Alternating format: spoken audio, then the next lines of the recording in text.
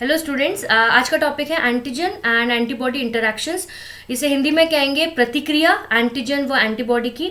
हमने immunology paper start करा है जहाँ पे एंटीजन और एंटीबॉडीज दोनों का स्ट्रक्चर और टाइप्स पढ़ लिए। हमने अलग अलग फीचर्स पढ़ लिए जो इन दोनों के अंदर आते हैं, प्लस हमने इम्यूनिटी पढ़ ली है कि दो उसको डिवाइड करा है, इनेट एंड एक्वायर्ड में। आज हम इंटरैक्शंस की बात करेंगे। इस लेक्चर में आपको इंटरैक्शन के ऊपर क्या क्या पैरामीटर्स हैं जो आपको एग्जाम्स में लिखना है, प्लस क्या एप्लीकेशंस रहेगी, कौन कौन से हम रिएक्शंस इस क्राइटेरियम में अपन कह सकते हैं इसके अंदर इन्वॉल्व करेंगे, वो सारी चीज़ें आपको इस लेक्चर में मिलेगी। प्लस 10 मार्क्स का क्वेश्चन आता है मेन एग्जाम में कि इंटरैक्शन जो एंटीजन और एंटीबॉडी के बीच में कैसा हो रहा है, कौन कौन से बाइंडिंग साइट्स है, प्लस कौन कौन से अपन कह सकते हैं बाइंडिंग फोर्स है which are involve in these reactions. Basic definition अगर हम बोले एंटीजन और एंटीबॉडी की, कि antigen and antibody they combine specifically which each other and that interaction between them is known as antigen antibody interaction. जो इन दोनों का इंटरैक्शन हो रहा है आपस में, उस इंटरैक्शन को हम उनकी प्रतिक्रिया कहेंगे। इसको एक और एब्रीवेशन के तौर पे भी AGAB कॉम्प्लेक्स कह सकते हैं, या फिर हम कह सकते हैं AGAB रिएक्शंस के तौर पे भी इसको बोला गया है। साथ के साथ हम बोल सकते हैं कि these form the basis for humoral immunity या फिर एंटीजन मीडिएटेड इम्यूनिटी। ये दो इम्यूनिटी हमने एक्वायर्ड इम्यूनिटी में पढ़ी थी। तो ये जो फॉर्म है रिएक्शन का, it forms the basis for humoral immunity and the antigen mediated immunity. हम जो एंटीजन एंटीबॉडी रिएक्शंस पढ़ रहे हैं, इसके अलग अलग पैरामीटर्स के स्टार्ट करेंगे अपन। सबसे पहला पैरामीटर हम पढ़ेंगे इम्यून कॉम्प्लेक्स का, कि इसके अंदर एक कॉम्प्लेक्स फॉर्म होता है, हम इसे AGAB कॉम्प्लेक्स के तौर पे भी कह सकते हैं। ये कॉम्प्लेक्स कैसे बनेगा? When antigen and antibody they are brought together, the antibody combines with the antigen to form a complex molecule। एक क्या बनाएगा? जटिल अणुओं का निर्माण होगा, उसे हम कहेंगे इम्यून कॉम्प्लेक्स या फिर AGAB कॉम्प्लेक्स। तो पहला पैरामीटर जो आपको पढ़ना है इस रिएक्शन में वो है इम्यून कॉम्प्लेक्स, के कैसे इम्यून कॉम्प्लेक्स फॉर्म होता है। दूसरा हम बात करेंगे स्पेसिफिसिटी की, क्या इसकी विशेषताएं होगी AG और AB रिएक्शन में, कि यहाँ पर each antibody it's bind to an specific antigen. यहाँ पे जो एंटीबॉडी बाइंड्स हो रही है उसका एक स्पेसिफिक एंटीजन है, उसी से ही ये बाइंड होती है। तो हम कह सकते हैं the ability of a population of antibody molecule to react with only one antigen, वो स्पेसिफिक एंटीजन से ही बाइंड होगा। That specificity is known as specificity of antigen and antibody reaction.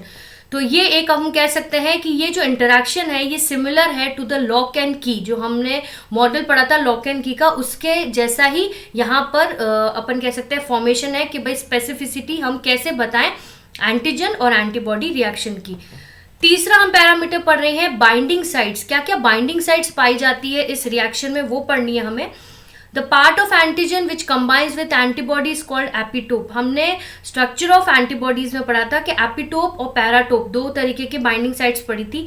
Epitope क्या है? वो पार्ट है एंटीजन का जो कंबाइन करता है एंटीबॉडी से।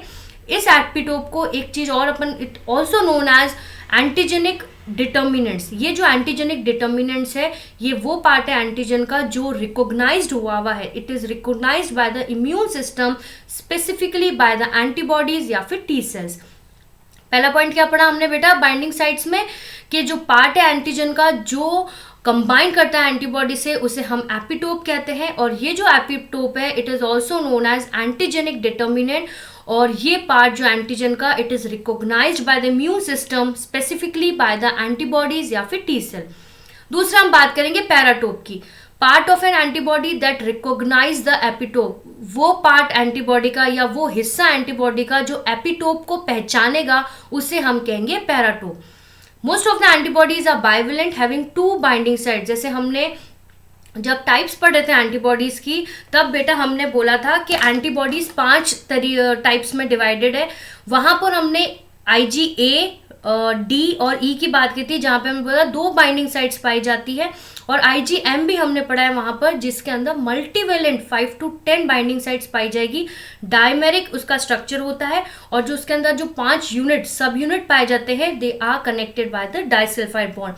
तो यही पॉइंट्स है कि भाई मोस्ट ऑफ द एंटीबॉडीज वो बाइवेलेंट होती है जिसके अंदर 2 बाइंडिंग साइट्स पाई जाती है, बट हमने IgM भी पढ़ा है जहां पर मल्टीवेलेंट साइट्स पाई जाएगी 5 to 10 बाइंडिंग साइट्स है। तो ये अपन को binding sites of antigen antibody reactions में लिखना है। एक तो आपको एपिटोप समझाना है, साथ के साथ आपको पैराटोप और एंटीबॉडीज में कितनी बाइंडिंग साइट्स कौन कौन से टाइप में पाई गई है वो चीज आपको बाइंडिंग साइट्स में समझानी है। नेक्स्ट पैरामीटर्स हम पढ़ेंगे binding forces of antigen antibody reaction. जब मैं बात कर रही हूँ बाइंडिंग फोर्सेस की तो ये 3 फैक्टर्स के ऊपर निर्भर कर रहा है। पहला फैक्टर है closeness between antigen and antibody. जब एंटीजन और एंटीबॉडी क्लोजली फिट होंगे, मतलब अगर बराबर से अगर वो फिट हो रहे हैं तो उनके अंदर जो स्ट्रेंथ बन रही है बॉन्डिंग की वो बहुत अच्छे लेवल पे बनेगी। अपन कह सकते हैं strength of the binding is great. वैसे अगर हम बात करें दूसरे तौर पर कि अगर ये दोनों आपस में लूजली फिट होंगे, मतलब ज़्यादा इनमें फिटनेस नहीं पाई जाएगी, तो वहाँ पे जो स्ट्रेंथ बन रही है बॉन्ड की वो वीक बनेगी। तो ये चीज़ आपको closeness between antigen and antibody, when antigen and antibody they are closely fit, जो स्ट्रेंथ है बॉन्डिंग की ग्रेट बनती है। नेक्स्ट हम बात कर रहे हैं एफिनिटी की। एफिनिटी होती है बेसिकली बेटा स्ट्रेंथ ऑफ द रिएक्शन की, रिएक्शन की क्या स्ट्रेंथ है, ये किसके बीच में हम पता कर रहे हैं, एपिटोप और पैराटोप के बीच में। Antibody affinity is the strength of the reactions between a single antigenic determinant जिसे कहते हैं epitope and a single combining site जिसे कहेंगे हम पैराटोप। इन दोनों के बीच में जो स्ट्रेंथ है रिएक्शन की वो पता लगाना है हमें by the affinity of antibody. तो 2 बाइंडिंग फोर्सेस हमने अभी तक पढ़े हैं, closeness between antigen and antibody and the second one is affinity of antibody. Next हम बात कर रहे हैं नॉन कोवलेंस बॉन्ड की। यहाँ पे जो नॉन कोवलेंस बॉन्ड है बेसिकली हम बात कर रहे हैं hydrogen bonds, van der Waals forces and hydrophobic forces, these are the non covalent in nature. यहाँ पर हमें वीक केमिकल रिएक्शंस पता चलेंगे, मतलब इनके अंदर जो बॉन्ड्स बन रहे हैं वो वीक बन रहे हैं। The bonds that hold the antigen to the antibody combining sites are all non-covalent in nature, and these includes the hydrogen bond, van der Waals forces and hydrophobic forces. आपको diagram में भी show हो रहे हैं plus Hindi में भी mark करे हुए हैं, आप इजीली अपना आंसर में लिख सकते हैं। तो ये 3 फैक्टर्स हैं जो बता रहे हैं कि कैसे बाइंडिंग फोर्सेस इस रिएक्शन के अंदर लग रहा है। नेक्स्ट हम बात कर रहे हैं एफिनिटी और एविडिटी की हम बात करेंगे। ये प्रॉपर्टीज है जो इस रिएक्शंस के अंदर है। ये एक अपन कह सकते हैं 1 मार्क क्वेश्चन आपके एग्जाम में आ सकता है। अगर एफिनिटी की हम बात करें तो interaction between antigen and antibody at 1 binding site, अगर एक बाइंडिंग साइट पर हो रहा है इंटरेक्शन इन दोनों का तो वो कहेगा एफिनिटी, जिसे हम मोनोवेलेंट इंटरेक्शन भी कह सकते हैं। The combined interaction of all the sites in AgAb interaction इसे हम कहेंगे एविडिटी, इसको हम मल्टीवेलेंट इंटरेक्शन भी कह सकते हैं। अगर एक बाइंडिंग साइट पर इंटरेक्शन हो रहा है तो उसे हम एफिनिटी कहेंगे, अगर कंबाइंड इंटरेक्शन हो रहा है इन AgAb इंटरेक्शन तो हम उसे एविडिटी कहेंगे, जिसे हम मल्टीवेलेंट इंटरेक्शन भी कह सकते हैं। तो आप डायग्राम के साथ ये डेफिनेशन लिख सकते हैं। क्रॉस रिएक्टिविटी भी एक आती है प्रॉपर्टी में। वो क्रॉस रिएक्टिविटी क्या है कि अगर एक से अधिक एपिटोप के साथ प्रतिक्रिया कर रहा है एंटीबॉडी संयोजन साइड, तो उस संयोजन साइड की क्षमता को हम क्रॉस रिएक्टिविटी कहेंगे। Ability of antibody combining site to react with more than 1 epitope, एक एपिटोप के साथ अगर वो कंबाइनिंग साइट पर कंबाइन हो रहा है that is known as cross reactivity. तो these are the properties which are included in antigen antibody reactions. Next हम बात कर रहे हैं एंटीजन एंटीबॉडी रिएक्शन को इन विवो में। इन विट्रो में बात करें तो वो सीरोलॉजिकल रिएक्शंस हो जाते हैं, हम इन विवो की बात कर रहे हैं। इन विवो में ये 3 प्रावस्थाओं में 3 स्टेजेस में है डिवाइडेड। पहला है formation of antigen antibody complex by weak intermolecular forces. यहाँ पर क्या हो रहा है बेटा, फॉर्मेशन हो रहा है AgAb कॉम्प्लेक्स का। हमने अपनी स्लाइड्स में देखा है कि ये कॉम्प्लेक्स कैसे बनता है, प्लस इसके अंदर कैसे वीक बाइंडिंग जो फोर्सेस लग रहे हैं, जो इंटरमोलिकुलर फोर्सेस लग रहे हैं वो कौन कौन से हैं, वैन डर वाल्स फोर्सेस है, आयनिक बॉन्ड्स है, हाइड्रोजन बॉन्ड्स है। उसके बाद ये सारी चीजें क्या है, प्राइमरी स्टेज है। अगर हम सेकेंडरी स्टेज की बात करें तो it leads to precipitation reaction, agglutination reaction या फिर सेल लाइसिस। मतलब एक बार तो कॉम्प्लेक्स बन गया, वो कॉम्प्लेक्स सेकंड स्टेज में आकर क्या बन रहा है, अपन कह सकते हैं प्रेसिपिटेशन रिएक्शन हो रहा है, एग्लूटिनेशन हो रहा है या फिर सेल लाइसिस हो रहा है। तो this is the second stage in AgAb reaction. Tertiary stage में क्या होगा बेटा कि डिस्ट्रक्शन हो जाएगा एंटीजन का, या फिर उसका न्यूट्रलाइजेशन हो जाएगा, और या फिर टिश्यू डैमेज हो जाएगा। तो ये 3 स्टेजेस में हम इन वीवो की बात कर रहे हैं कि एंटीजन एंटीबॉडी का इंटरेक्शन या फिर रिएक्शन कैसा होगा।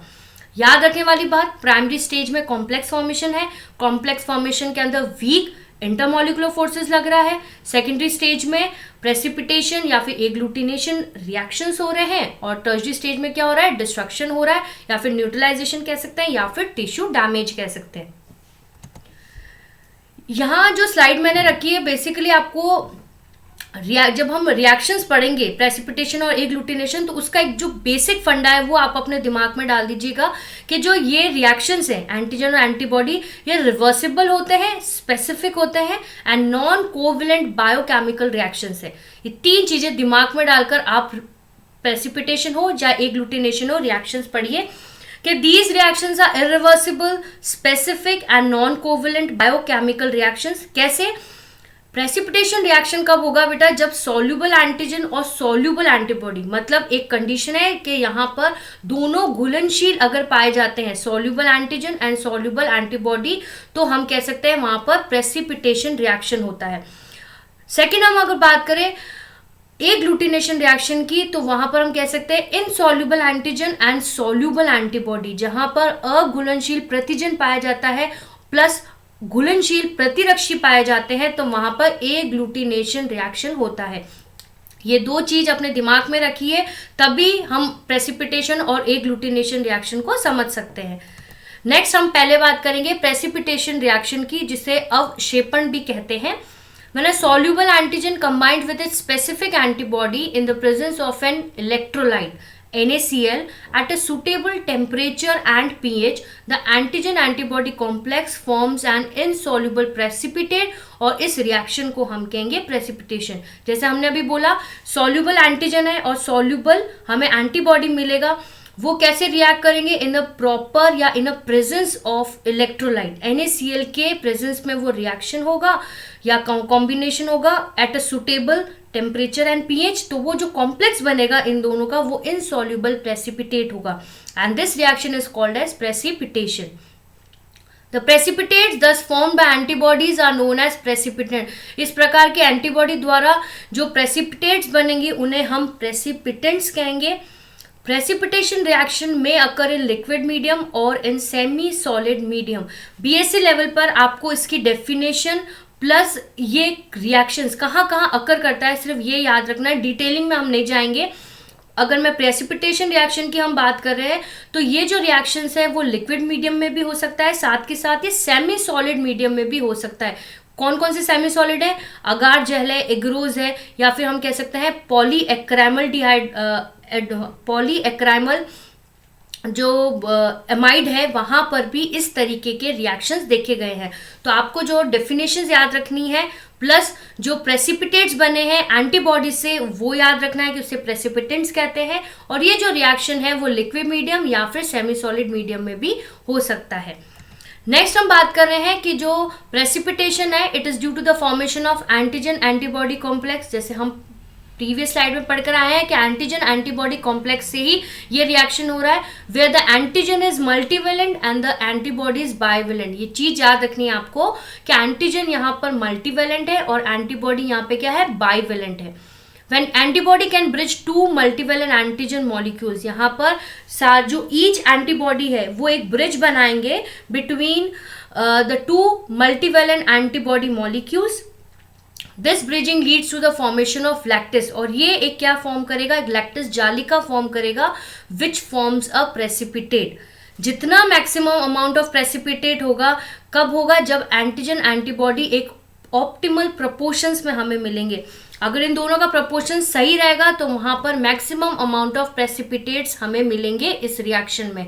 आपको डायग्राम में भी दिख रहा है एंटीबॉडीज एंड एंटीजन एक कॉम्प्लेक्स बना रहे, एक जालिका बना रहे। जितना मैक्सिमम अमाउंट ऑफ प्रेसिपिटेट कब फॉर्म होंगे? जब ये दोनों एक ऑप्टिमल प्रोपोर्शंस में पाए जाएंगे। तो ये पॉइंट्स आपको प्रेसिपिटेशन रिएक्शंस में लिखनी है। नेक्स्ट यहाँ पे एग्जांपल लिया है कि पॉलीक्लोनल एंटीबॉडीज यहाँ पर मोनोक्लोनल के हिसाब से ज्यादा फॉर्म करता है लैक्टिस, या फिर अपन कैसे लार्ज एग्रीगेट्स ज्यादा पाए जाएंगे पॉलीक्लोनल एंटीबॉडीज में।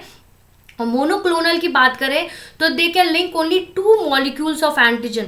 मोनोक्लोनल में क्या है, सिर्फ ये लिंक किससे कर सकते हैं, 2 मॉलिक्यूल के एंटीजन से लिंक करेंगे तो वहां पर हमें ज्यादा प्रेसिपिटेशन नहीं मिलेगा। तो ये आप अपना एग्जाम्पल में लिख सकते हैं कि भाई पॉलीक्लोनल एंटीबॉडीज में हमें लैक्टिस फॉर्मेशन, जो जालक है, जो जालिका है, बहुत सारी मिल रही है, लार्ज एग्रीगेट्स हो रहा है। और यहाँ अगर हम बात करें मोनोक्लोनल की तो यहाँ पर हमें प्रेसिपिटेट इतना नहीं मिल रहा, जालिका लाइक स्ट्रक्चर जो है लैक्टिस नहीं फॉर्म हो रहा। नेक्स्ट हम एप्लीकेशंस की बात करेंगे। एप्लीकेशंस की अगर हम बोलें तो जो प्रेसिपिटेशन रिएक्शन है, it has been utilized in the identification of various types of human pathogens. बहुत सारे जो ह्यूमन पैथोजेंस है उनका आइडेंटिफिकेशन हो चुका है प्रेसिपिटेशन रिएक्शन से, प्लस बहुत सारे डिटेक्ट हो चुके हैं diseases. The precipitation test may be carried out either as a qualitative and quantitative। Quality के हिसाब से भी और क्वांटिटी के हिसाब से भी इस टेस्ट को बहुत जगह यूज्ड करा हुआ है। अगर मैं बात करूँ क्वालिटी की, मतलब गुणवत्ता की, अगर मैं बात करूँ कि qualitative test is much more widely used in the detection of presence of antigen. Antigen का जो डिटेक्शन हो रहा है या फिर प्रेजेंस हो रहा है वो हम क्वालिटेटिव टेस्ट से फाइंड आउट कर सकते हैं। तो ये एप्लीकेशंस है जो आपको प्रेसिपिटेशन रिएक्शन में लिखना है। क्वालिटेटिव टेस्ट को भी बहुत सारी इसकी वैल्यूज है, वो भी आप लिखना चाहे तो अपने आंसर में लिख सकते हैं कि by the help of qualitative test identification of bacteria, कौन से, जैसे हम एग्जांपल है detection of group specific polysaccharides, जो स्टेप्टोकोकाई है बैक्टीरिया का, उसका जो स्पेसिफिक ग्रुप का आइडेंटिफिकेशन भी by the help of qualitative test हो चुका है। Identification of bacterial component in infected tissues, जो बैक्टीरियल कॉम्पोनेंट्स है, जो जीवाणु है, उनके घटक को भी हम इन्फेस्टेड जो टिश्यूज है उसमें से आइडेंटिफाई कर सकते हैं। डिटेक्शन ऑफ अननोन एंटीजन, कोई भी अज्ञात एंटीबॉडी अगर है उसका भी पता लग सकता है by the help of qualitative test. Forensic applications भी है in the identification of human blood and seminal strains. जो ह्यूमन ब्लड है और जो सीमल स्ट्रेन्स है उसका भी फॉरेंसिक एप्लीकेशन भी क्वालिटेटिव टेस्ट से पता लग सकता है। Plus the testing for food adulteration, खाद्य मिलावट का जो परीक्षण है वो भी इस टेस्ट से हो सकता है। तो ये एक कंसिडरेबल वैल्यूज है, मूल्य है जो अपन क्वालिटेटिव टेस्ट में बता सकते हैं। तो आप अपने आंसर्स में इंक्लूड करेंगे। नेक्स्ट हम बात करें एग्लूटिनेशन रिएक्शन की, जिसे कहते हैं सम्मोहन। ये एक लैटिन वर्ड है जिसका मतलब होता है ग्लू। क्लम्स बनते हैं यहाँ पर। When a particulate insoluble antigen is mixed with its antibody in the presence of electrolyte at a suitable temperature and pH, the particulate antigens are clumped or agglutinate। यहाँ पर याद रखने वाली बात क्या थी, हमने जो प्रीवियस स्लाइड में पढ़ा था कि यहाँ पर इनसॉल्युबल एंटीजन मिलेगा हमें, वो पार्टिकुलेट मिक्स्ड होता है एंटीबॉडी से। यहाँ एंटीबॉडी कैसी है, सॉल्यूबल है in the presence of electrolyte eight a suitable temperature and pH, और जो पर्टिकुलेट बनेगा एंटीजन का वो क्लम्ड होगा या फिर अपन कह सकते हैं एग्लूटिनेटेड। यहाँ पर दो टर्म्स हमें पढ़ने हैं, एग्लूटिन्स और एग्लूटिनोजेंस। एग्लूटिनेंस क्या है, the antibody of the serum causes the particular antigen. कौन से पर्टिकुलर एंटीजन, ब्लड सेल्स हो सकते हैं, बैक्टीरिया हो सकते हैं, टू फॉर्म क्लम्स। अगर वो क्लम्स बन रहा है दैट इज नोन एज एग्लूटिनेंस।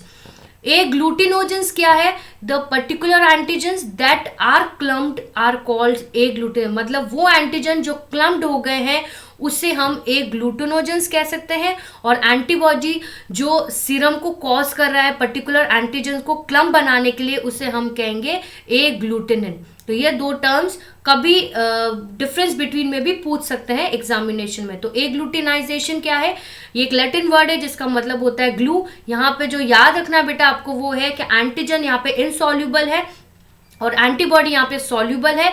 तो ये दोनों in the presence of electrolyte एक सुटेबल टेम्परेचर और पीएच पर एक पर्टिकुलेट एंटीजन्स का फॉर्म होगा, वो क्लम्ड होंगे या फिर एग्लूटिनेटेड होंगे। नेक्स्ट हम बात करेंगे, दो तरीके से एग्लूटिनाइजेशन हो सकता है, एक होता है स्लाइड और दूसरा है ट्यूब। जब मैं स्लाइड एग्लूटिनाइजेशन की बात करूं तो ये ब्लड ग्रुप डिटर्मिनाइजेशन है to confirm the identification and serotyping of bacterial colony. ये जो स्लाइड एग्लूटिनाइजेशन, यहाँ पे ब्लड ग्रुप का डिटर्मिनेशन हो सकता है, जिसे हम ब्लड ग्रुप जो आइडेंटिफाई हो रहे हैं वो चीज हम यहाँ पर बता सकते हैं to confirm the identification and serotyping of bacterial colony. Tube की मैं बात करूं अगर इस प्रोसेस की, तो यहाँ पर क्वांटिटेटिव एस्टिमेशन ऑफ एंटीबॉडी हो रहा है। जो क्वांटिटेटिव एस्टिमेशन है एंटीबॉडी का, वो इस प्रोसेस में हो सकता है। वाइडल टेस्ट हो सकता है, जो बेसिकली अपन कह सकते हैं सीरोलॉजिकल जो टेस्ट है टाइफाइड के लिए, प्लस कॉम्स टेस्ट भी यहाँ पर यूज में लिए जाते हैं। तो ये दो प्रोसेस आपको अपने एग्जाम में लिखना है कि स्लाइड एग्लूटिनाइजेशन भी होता है प्लस ट्यूब एग्लूटिनाइजेशन भी होगा। ये एक एग्जांपल है। Agglutinization test refer to clump formation when particulate antigen और एंटीबॉडी कंबाइंड। ये प्रॉपर डेफिनेशन हम प्रीवियस स्लाइड में पढ़ी है। इसका कॉमन एग्जांपल हम बताएंगे identification of human blood group and infectious जो डिजीजेज हैं। यहाँ पर कैसे ABO blood group find out हो रहा है वो ये स्लाइड में है कि जहाँ पे एग्लूटिनेशन मतलब जो नोट हो रहा है एग्लूटिनेशन, वहाँ पे क्लम्पिंग हो रही है ब्लड सेल्स की। तो ये आप ABO जो सैंपल्स आप पढ़ चुके हैं कि कैसे फाइंड आउट होता है, वो एग्लूटिनेशन टेस्ट से प्रूफ हो, मतलब एज एग्जाम्पल के तौर पर प्रूफ हो चुका है कि आप इसके अंदर आइडेंटिफिकेशन ह्यूमन ब्लड ग्रुप कर सकते हैं।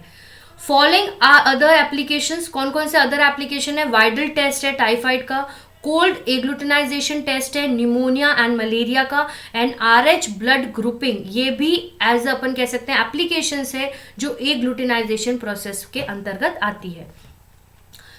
ये बेसिक जो स्लाइड रखने का ये था कि यहाँ पर difference between precipitation and agglutinization reaction बताए। कभी कभी एग्जाम्स में 1 नंबर के क्वेश्चन में आपको डिफरेंस बिटवीन भी पूछ सकते हैं कि भाई ये दो जो रिएक्शंस है, आप जो एंटीजन एंटीबॉडी रिएक्शन में पढ़ रहे हैं उनमें बेसिक क्या क्या डिफरेंसेस हैं। तो अगर डेफिनेशन के तौर पर बोले तो प्रेसिपिटेशन रिएक्शन में क्या हो रहा है बेटा कि यहाँ डिटेक्शन हो रहा है इम्यूनोग्लोबुलिन लेवल का from the serum of a patient with infection. यहाँ पर एग्लूटिनाइजेशन में क्या हो रहा है? Reaction between antigen and antibody that result in visible clumping. यहाँ पे आपको विजिबल क्लम्पिंग, जैसे जब ब्लड ग्रुप अपन आइडेंटिफाई करते हैं तो वहां पर आपको लाइव क्लम्पिंग दिखाई दे रही है कि अपन जैसे ही एंटीसिरा A, B या D डालते हैं तो वहां पे क्लम्प बनना स्टार्ट हो जाता है ब्लड के अंदर, तो वहां पर हमें विजिबल क्लम्पिंग दिखाई दे रही है। साइज ऑफ एंटीजन की मैं बात करूं प्रेसिपिटेशन रिएक्शन में तो वहां पे बहुत ज्यादा होगी। Very large size of antigen are found in precipitation reaction. और एग्लूटिनेशन की अगर मैं बात करूं तो यहाँ पे कंपैरेटिवली स्मॉल रहती है as compare to precipitation. Sensitivity अगर हम बात करें तो प्रेसिपिटेशन रिएक्शन की लेस होगी एज कंपेयर टू एग्लूटिनाइजेशन। यहाँ पर मोर सेंसिटिव अपन कह सकते हैं रिएक्शन है एज कंपेयर टू प्रेसिपिटेशन। तो ये एक बेसिक पॉइंट है जो आप इन दोनों रिएक्शंस को अलग अलग तौर पे पढ़ सकते हैं। अब हम बात करें जिसका लास्ट है कि एप्लीकेशंस क्या होगी एंटीजन एंटीबॉडी की रिएक्शन की।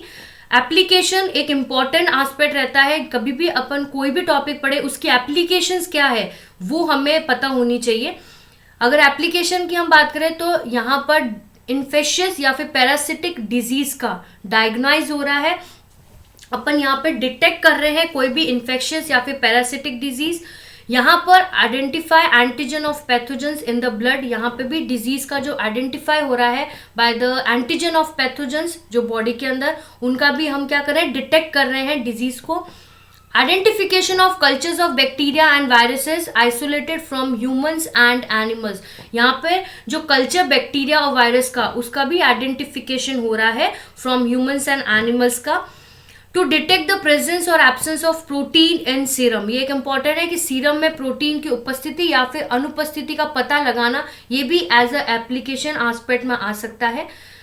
नेक्स्ट है determination of the composition and characteristics of human tissues, कौन कौन से blood groups, RH factor, transplantation antigen, ये सारा क्या है डिटर्माइजेशन हो रहा है इस प्रोसेस के अंतर्गत या ये रिएक्शन के अंतर्गत। तो पहला है डिटेक्शन ऑफ इन्फेक्शियस या फिर पैरासिटिक डिजीज, दूसरा डिटेक्शन हो रहा है डिजीज का to identify antigen of pathogens in the body, identification of culture of bacteria and viruses, presence और absence of protein in serum, हम इससे डिटेक्ट कर सकते हैं, and determination of composition and characteristics of human tissue, कौन कौन से है ब्लड ग्रुप है, RH फैक्टर है, ट्रांसप्लांटेशन है। नेक्स्ट एप्लीकेशन में पढ़ेंगे हम identification of the human body and in the environment of any substance having antigenicity, जैसे हॉर्मोन्स है, एंजाइम है, टॉक्सिसिटी है, ड्रग्स है, इसका हम क्या कर रहे हैं कोई भी एंटीजेनिसिटी है उसका भी हम आइडेंटिफिकेशन कर सकते हैं। assessment of immune status to determine the qualitative and functional characteristics of immune system cells और उसके प्रोडक्ट। यहाँ पे भी हम assessment कर रहे हैं immune status का to determine the quantitative and functional characteristics। क्या क्या quantitative और functional characteristics है immune system के cells और उसके products में। आइडेंटिफिकेशन ऑफ इम्यूनोपैथोलॉजिकल कंडीशंस, कौन कौन सी, जैसे एलर्जिक है, ट्रांसप्लांट है, एंटी ट्यूमर रिस्पॉन्स, इनका भी हम आइडेंटिफिकेशन कर सकते हैं with the help of by the application of this antigen antibody reactions. तो ये सारे पॉइंट्स आपको एप्लीकेशन के अंदर लिखने हैं। लास्ट में कंक्लूजन की बात करें कि हमने ये जो पढ़ा है उसका बेसिक कंक्लूजन क्या हुआ कि एंटीजन एंटीबॉडी जो इंटरेक्शन है ये एक वाइटल प्रोसेस है of a immune system of the body. ये एक वाइटल प्रोसेस हो सकता है, अपन प्रतिरक्षक प्रणाली हो सकता है, जो एक महत्वपूर्ण प्रक्रिया है अपने इम्यून सिस्टम की। This chemical interaction immune response in the body against the foreign, जो भी बाहर के जो विदेशी पदार्थ उसके खिलाफ अपना शरीर कैसे प्रतिरक्षा कर रहा है या क्या उसकी प्रक्रिया हो रही है वो बता रहा है। ये बेसिक ये केमिकल इंटरेक्शन इसके ऊपर है। Lastly, the specificity of the interaction has led to the development of variety of immunological assay which can be used for detection of presence of antigen या फिर antibody and it widely used as a immunodiagnosis। यहाँ पे specificity बताई कि मतलब specific antibody specific antigen से ही interact करेगी, तो वो एक तरीके का अपन कह सकते हैं डेवलपमेंट है in the variety of immunological assay, जहाँ पर हम ये पता कर सकते हैं, ये डिटेक्शन कर सकते हैं कि भाई एंटीजन और एंटीबॉडी कौन कौन से स्पेसिफिक हैं जो डिजीज कॉज नहीं कर सके, वो वहाँ पर ही वो डिटेक्ट हो जाए। तो in this lecture we have completed antigen antibody reaction. यहाँ पर अपना यूनिट फर्स्ट जो इम्यूनोलॉजी का है वो कंप्लीट होता है। आप यूनिट्स के जो क्वेश्चंस है वो मैं आपको पीडीएफ के फॉर्म में दे दूंगी। कौन कौन से बेसिक जो क्वेश्चंस रहते हैं जो पार्ट ए बी और सी में आएंगे वो आप नोट डाउन कर लीजिएगा। इन केस कोई प्रॉब्लम हो तो आप मुझे बता सकते हैं। हिंदी एंड इंग्लिश कोई भी मीडियम में प्रॉब्लम हो रही है तो आप मुझे मैसेज करके पूछ सकते हो। Till now thank you so much.